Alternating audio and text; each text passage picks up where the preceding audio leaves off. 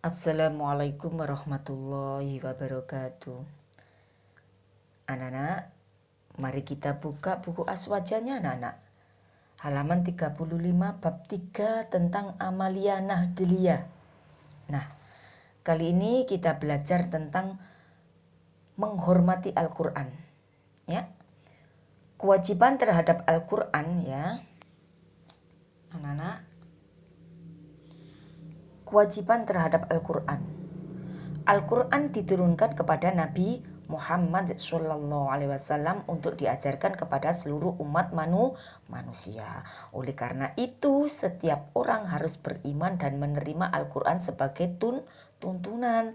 Orang yang melaksanakan ajaran Al-Quran hidupnya akan sejahtera, baik di dunia maupun di akhirat. Semua orang Islam harus beriman terhadap kebenaran yang diajarkan oleh Al-Quran. Nah, kewajiban orang Islam terhadap Al-Quran apa saja? Yang pertama, beriman bahwa Al-Quran adalah kitabullah, kitabnya Allah. Yang kedua, mempelajari serta mengamalkan ajaran Al-Quran dengan sungguh-sungguh. Yang ketiga, mempelajari serta mengajarkan kepada orang lain. Yang keempat, memperjuangkan ajaran Al-Quran agar diterima dan diamalkan oleh masyarakat.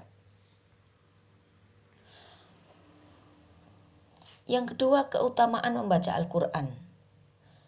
Dalam Rasulullah SAW bersabda, Bismillahirrahmanirrahim. Khairukum man tata'allamal Qur'ana wa 'allamah. Yang artinya, sebaik-baik kamu ialah orang yang belajar Al-Quran dan mengajarkannya. Nah, anak-anak, orang yang membaca Al-Quran akan mendapatkan keutamaan sebagai berikut. Yang pertama, ya, orang yang ahli membaca Al-Quran akan mendapat keutamaan. Yang pertama, mendapat kebaikan. Seperti yang dijelaskan dalam hadis yang diriwayatkan oleh Imam Tirmidzi yang artinya, barang siapa membaca satu huruf kitab Allah atau Al-Quran, maka ia mendapat satu kebaikan. Dan setiap satu kebaikan mendapat 10 yang misalnya.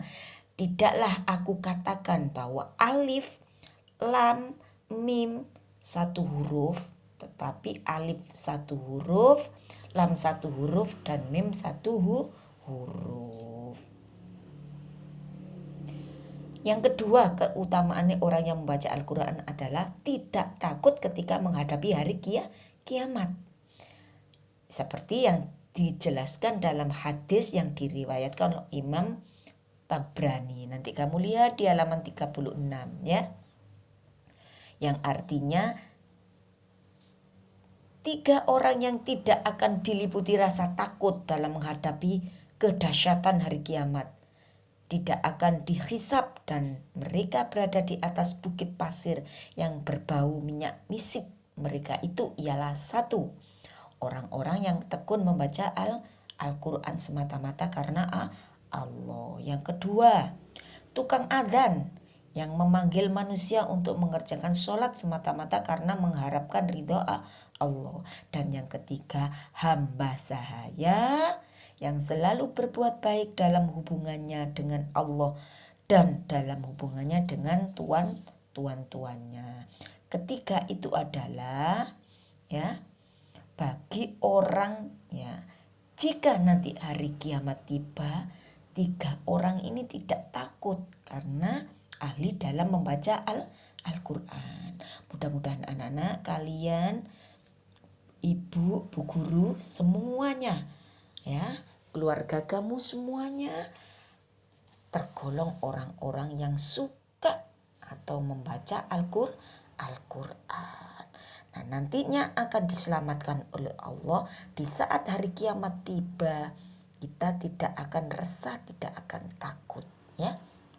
Nah, sekarang anak-anak, selanjutnya bagi orang yang suka membaca Al-Quran akan berkumpul dengan para malaikat yang taat seperti dijelaskan dalam hadis yang diriwayatkan oleh Imam Bukhari ya. Nah, yang artinya adalah orang yang mahir membaca Al-Quran akan dikumpulkan bersama para malaikat penulis yang mulia dan taat. Sedangkan orang yang membaca Al-Quran dengan bacaan yang gagap dan merasa berat dalam bacaannya, baginya adalah 2 pahala. Ya. Jadi, kira-kira kamu senang enggak jadi orang yang ahli membaca Al-Quran? Insya Allah seperti itu ya anak-anak ya. Mudah-mudahan kita tergolong orang yang suka membaca Al-Quran. Kita lanjutkan. Sikap menghormati Al-Quran.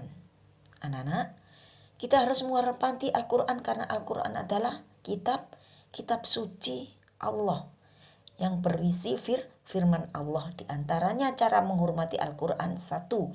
Apabila hendak memegang Al-Quran harus berwudu ya. Karena orang yang tidak suci tidak boleh memegang Al-Quran. Yang kedua, tidak membaca Al-Quran ke kamar mandi ya.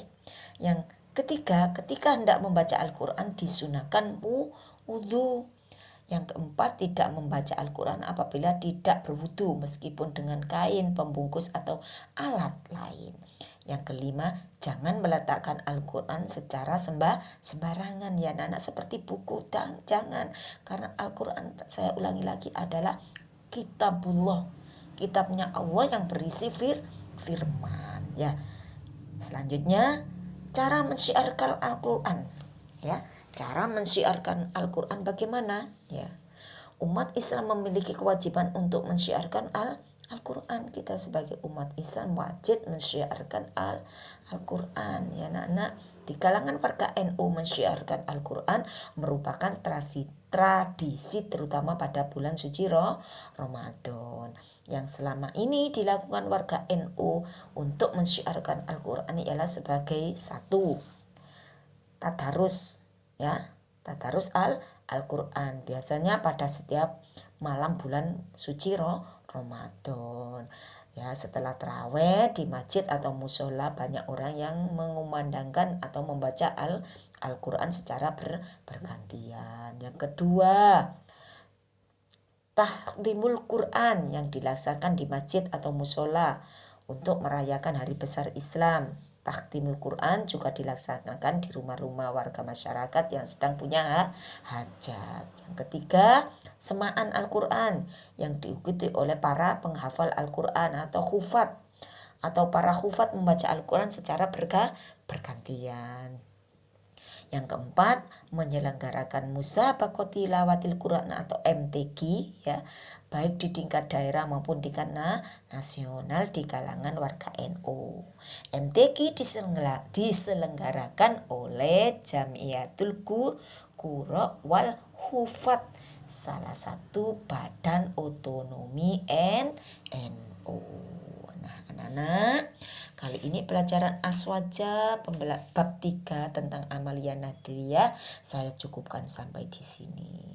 Tugas kalian mempelajari lagi, mudah-mudahan bermanfaat ya, lebih paham lagi ya. Saya akhiri, wassalamualaikum warahmatullahi wabarakatuh.